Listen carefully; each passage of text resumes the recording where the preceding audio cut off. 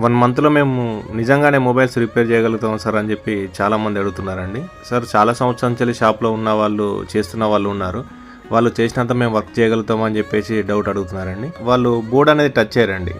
ఎందుకంటే ఈ వర్క్ చేయాలంటే కంపల్సరీ దీనికి నాలెడ్జ్ అవసరం అండి.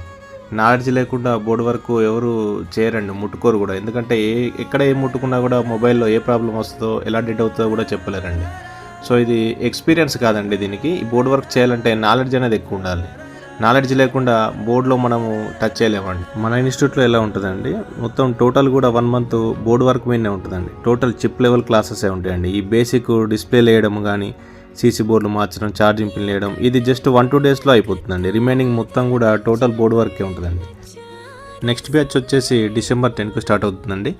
ఎవరైనా ఇంట్రెస్ట్ ఉన్న వాళ్ళు కాల్ చేసి సీట్ బుక్ చేసుకోండి. కేవలం మన దగ్గర 9 సీట్స్ మాత్రమే ఉంటాయండి. థ్యాంక్ యూ అండి.